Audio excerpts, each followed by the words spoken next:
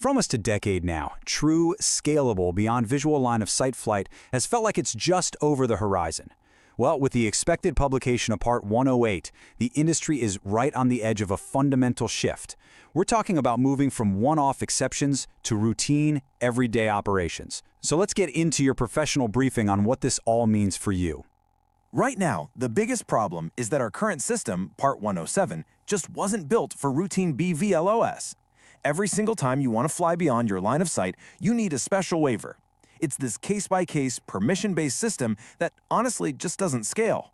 And this isn't some theoretical issue, you know? Think about a pipeline operator trying to inspect their assets nationwide. Under the current rules, they might need to get over 20 separate waivers just for that one project. It's a total paperwork marathon, and it makes any kind of large-scale commercial operation incredibly inefficient. So, that leads to the big question the whole industry has been asking. How do we get out of this waiver-by-waiver bottleneck and into a predictable, standardized system? Well, the FAA's answer isn't a tweak or an update. It's a whole new chapter in the rulebook, and it's called Part 108. And it's really important to get this straight.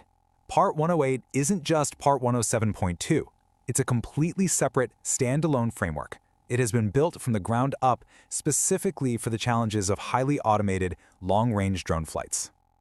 Okay, so let's walk through the timeline. The process kicked off with the Notice of Proposed Rulemaking, the NPRM, which is basically the FAA's first draft. That dropped in August 2025 and, wow, did it get a response? Over 3,000 public comments flooded in. The feedback was so intense, especially around electronic visibility, that the FAA actually reopened the comment period for a bit.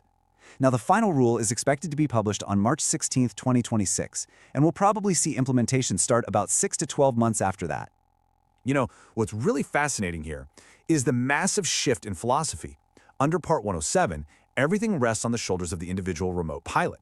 But Part 108 moves that main responsibility to the organization itself, what they're calling the operator.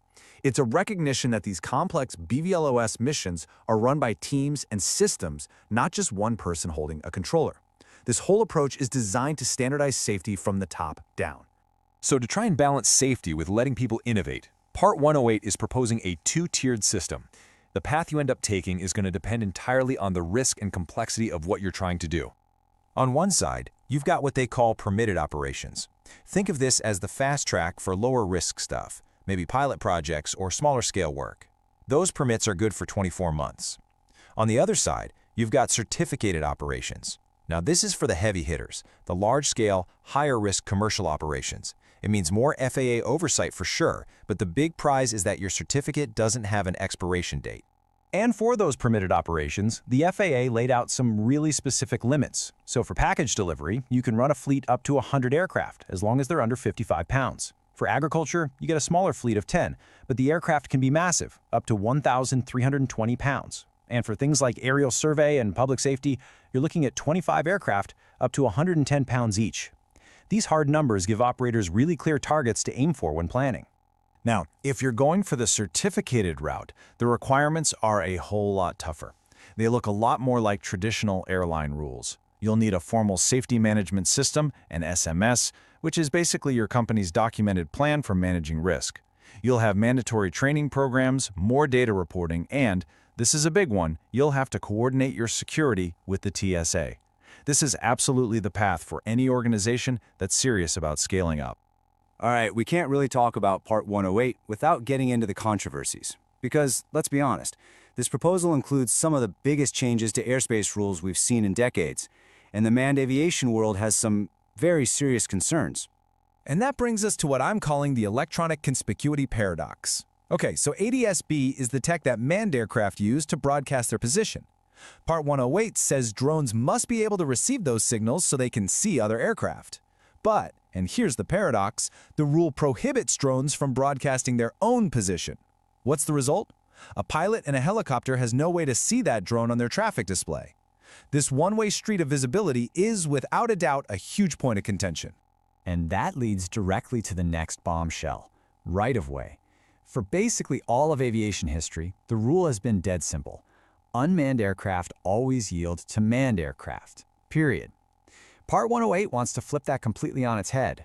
In certain low-altitude, rural areas, an ag plane that isn't broadcasting its position would legally have to yield to a properly equipped drone. That is a radical change. And as you can imagine, this idea has drawn some intense fire. Vertical Aviation International, who represents helicopter operators, put it pretty bluntly. They said the rule as it's written will create, not mitigate, the potential for mid-air collision. They're basically arguing that it completely upends a safety rule that everyone understands and puts the burden of avoidance on the wrong aircraft. So this all leads back to the biggest technical challenge of Part 108, right? If your drone can't see a non-cooperative aircraft with ADS-B, how on earth is it supposed to avoid hitting it? Well, the answer is you have to replace human eyes with a whole new layer of technology. Look, the entire safety case for Part 108 comes down to the technology. This is probably the first FAA rule where the tech isn't just a tool for the pilot, the technology is the pilot, and it's making the critical safety decisions. And the cornerstone of all this is Detect and Avoid, or DAA. It's the official technological replacement for a pilot's see and avoid duty. Now, what's really key here is that the FAA is setting a performance-based standard. That means they're telling operators what the system has to do, not how it has to do it. That leaves the door wide open for all kinds of innovation. So a compliant DAA system has to do 6 critical things, and it has to do them all automatically in milliseconds. It has to detect a threat, track where it's going, assess if there's a collision risk, alert the system, execute an automated avoidance maneuver, and then coordinate that move with air traffic management systems. It's quite a list. Okay, so the final rule is expected pretty much any day now. So what should your organization be doing to get ready? I can tell you this is definitely not the time to sit back and wait. You've got to start laying the groundwork right now. So here's your checklist. First, make sure your entire fleet is remote ID compliant. That's the foundation for everything. Start looking at DAA systems and vendors now. Begin putting together your safety case documentation and writing ops manuals that look like the Part 108 structure. Figure out if you're a permitted or certificated operation, and if you're aiming for certified, you absolutely need to start building your safety management system today. Now, I have to stress this point. Everything we've talked about is based on the proposed rule. This is not the final law. The FAA is sorting through thousands of comments right now, and changes aren't just possible, I'd say they're pretty likely. I would expect the final version to be heavily influenced by all that feedback on the most controversial parts, specifically the right-of-way reversal and that one-way electronic conspicuity problem. Those are the areas where the FAA is under the most pressure to find a compromise that lets the industry grow, but also keeps the entire aviation community safe. So here's the bottom line. Part 108 isn't just another regulation. It's the new operating system for the next era of aviation. It's replacing this patchwork of exceptions with a scalable, predictable framework. The question isn't if BVLOS will become routine anymore, it's who is going to be ready when the starting gun fires. Is your organization going to be ready to lead the way?